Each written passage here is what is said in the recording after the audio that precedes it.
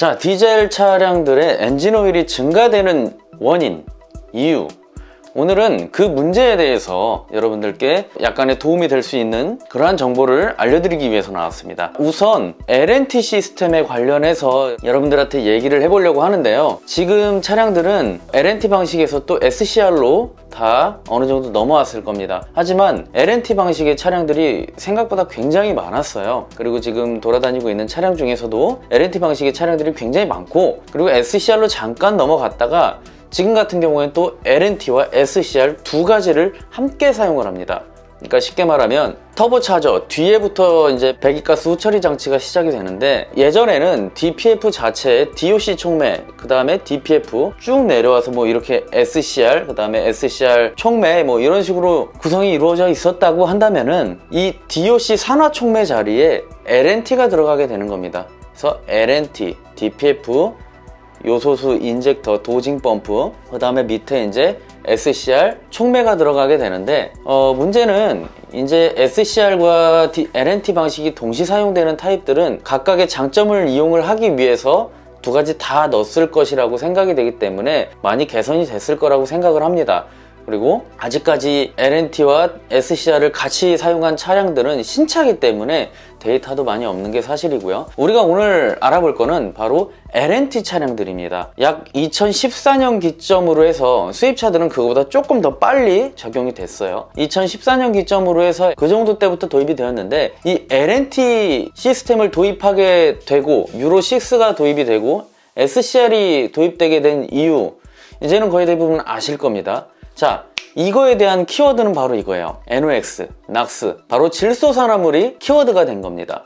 이 질소산화물은 제거를 하기 위해서는 환원 과정이 필요해요. 여기에서는 각각의 사용되는 화학식이 굉장히 많지만, 그러니까 요즘 차량들 같은 경우에는 완전히 화학 공장이에요. 화학 공장. 배기가스 후처리 되는 과정에서 화학 공식은 전부 다 생략을 하겠습니다. 대략적으로만 설명을 드리면, LNT는 DOC 촉매에 코팅을 한번 해줬다고 생각을 하시면 됩니다. DOC는 백금으로 이루어져 있어요. 거의 모든 성분이 백금으로 이루어져 있습니다. 거기에 바륨과 루듬이라는 성분을 코팅을 한번 입혀주게 되는 거죠. LNT는 말 그대로 린낙스 트랩이라고 해서 흡장을 시키는 개념인데요. 이 기체 상태인 배기가스를 약간 농후하게 만들어서 고체 상태로 흡장될 수 있게끔 질산염으로 바뀌게 돼요. 이 질산염이 흡장이 되었다가 환원시키기 위한 환원제가 투입이 되면 환원이 이루어지는 개념입니다. 그럼 이 LNT 방식의 차량들은 환원제가 뭘까요? 자, SCR 촉매 같은 경우는 환원제가 들어가죠.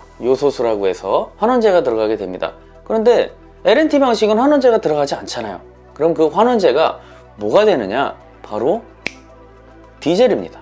이 경유는 후분사를 통해서, 예전에는 DPF 자체만 재생을 했다고 한다면 요즘엔 두 가지의 공정이 더해지게 됩니다. 그 공정은, 자, 첫 번째 DPF를 재생하기 위한 후분사, 두 번째 배기가스 환원을 위한 후분사, 세 번째 황성분을 제거해주는 탈원 과정을 할 때의 후분사, 세 가지로 이루어지게 됩니다. 그러니까 여기에서 엔진 오일이 증가하는 이유 나왔죠. 이미 어느 정도 구조를 이해하고 계신 분들은 엔진 오일이 증가하는 이유를 대충 감을 잡으셨을 겁니다. 자, DPF가 달린 차량들은 엔진 오일이 증가한다라는 것 정도는 어느 정도 아시고 계실 거예요. 이 로직이 어떻게 세팅이 되느냐에 따라서 정도의 차이가 약간 있지만 엔진 오일이 증가합니다. 자, 여기에서 다시 한번 설명드리고 갈게요. 엔진 오일이 증가하는 이유는 후분사를 한다고 했어요. 인젝터는 다단 분사를 합니다. 즉, 메인 분사가 있고 메인 분사를 기준으로 예비 분사를 하고 후 분사를 합니다. 그런데 이 예비 분사는 소음과 진동과 배기가스 저감과 폭발력 증대 그런 것들이 목적이라고 한다면, 후 분사는 반대로 배기가스 후처리 장치를 정화하는 데 있습니다. 어떻게 정화하냐? 피스톤이 왕복 운동을 하고 있습니다. 자, 이게 실린더라고 생각을 하고요. 이게 피스톤입니다.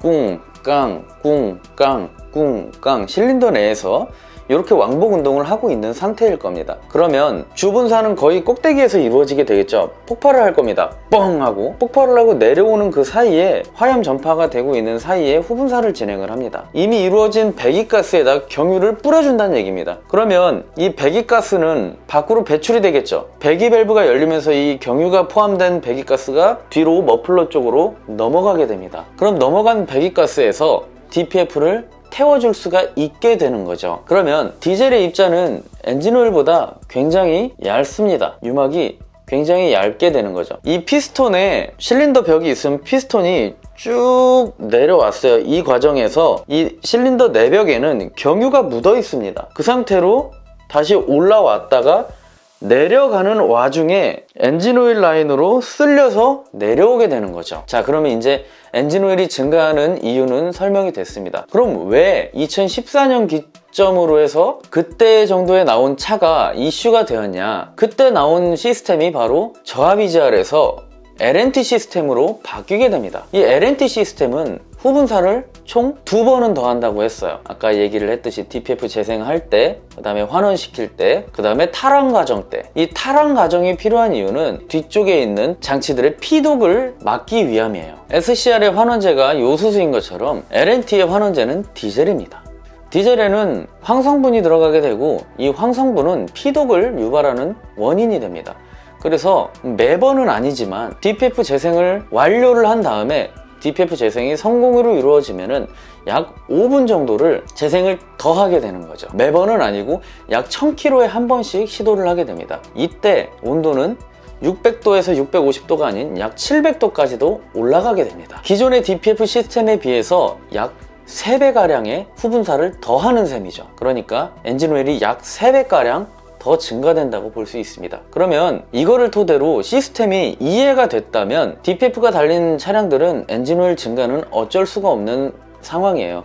그리고 배기가스 후처리 장치들은 가면 갈수록 조금 더 엄격해지고 타이트해지는 게 사실입니다. 그러니까 배기가스 후처리 장치를 보호하기 위해서는 빠른 엔진오일 교환도 한몫하게 됩니다. 그래서 엔진오일 관리는 예전보다 더 중요해졌다. 엔진오일에 디젤이 들어가게 된다면 윤활막이 물러지겠죠. 그러니까 결국은 엔진오일을 조금 더 빨리 교환해 주시는 게 방법이 될 수 있겠다 라고 생각을 하시면 좋을 것 같습니다. 실제로 미국 계열의 어느 차종들은 DPF 재생이 30회가 이루어질 때까지 엔진오일 교환이 되지 않으면 엔진오일을 교환하라고 하는 메시지까지 띄워주는 경우도 있습니다. 자, 그래서 엔진오일 증가는 자연스러운 현상이다 라고 알고 계시면 좋을 것 같고, 너무 엔진오일 증가에 대한 목을 안 매셨으면 좋겠습니다. 당연한 결과고 자연스러운 상황이에요.